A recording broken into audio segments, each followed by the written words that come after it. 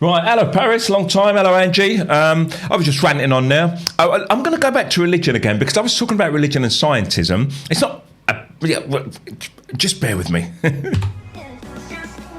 You not heard of the OBG? Big people talk, man. You need to get involved.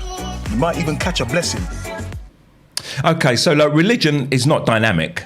Right, and it's hampered by dogmatism, using the same scripture as truth. Science suffers the same hampered methods by its lean towards physicality, and that's what I was talking about earlier with materialism. However, science does attempt to falsify its findings, which is why I lean towards it.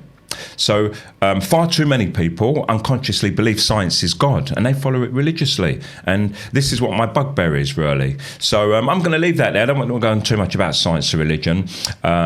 What I have planned is to talk about our choices in life and about freedom, because some people say to me, but you're not free, you live in the system. And it's like, I get that. You know, we're enslaved, we're in indentured servitude, and breaking out of this system that we're living in seems close to impossible. But you can live within the system and have a freedom, and that freedom's mostly in the mind. And secondary to that is about trying to choose a life of freedom within that system, which means that you have to not play by the rules. And it takes time, it's a long journey.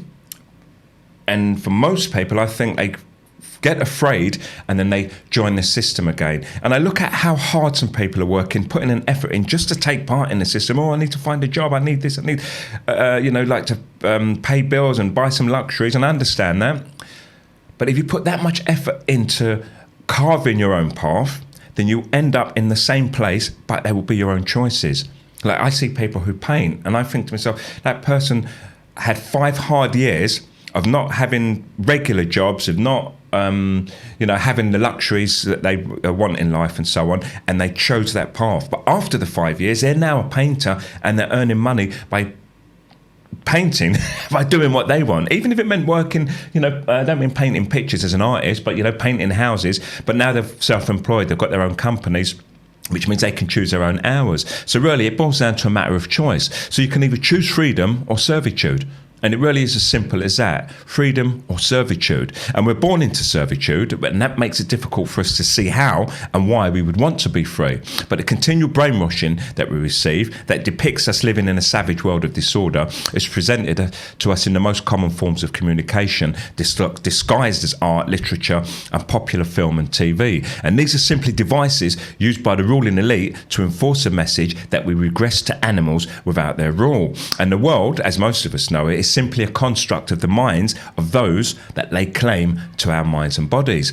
And it doesn't take a university degree to invent or to put forward ideas that encourage, promote, sustain and maintain our growth. Schooling simply provides automatons for a system that uses people as consumers and whose futures are decided by very few people. Now, the Universal Declaration of Human Rights, along with the International Covenant on Civil and Political Rights, both state that no one shall be held in servitude. Yet in the UK, we're subjects to a higher being that claims that she has divine right and that we have an allegiance to her. And divine right means that God has chosen her to rule over us. So man is born free, yet everywhere he's in chains. We're enslaved to a system that lays claim to us. However, it's a simple trick. One simple trick that fools us into thinking that we have an obligation under a particular designation, and that designation has a title of person. And I deplore you to learn the difference between the person, because persona means mask, and the human being, and in doing so you will set yourselves free. Now, going back to the children and study, one area I think is really important, I think everyone should teach their kids. Now, people my age now, our kids have grown up. It's never too late to learn. But for those of you who've got young kids, introduce them to the Universal Declaration of Human Rights. Introduce them to the people who wrote it in the first instance, regardless of them being mostly European descent.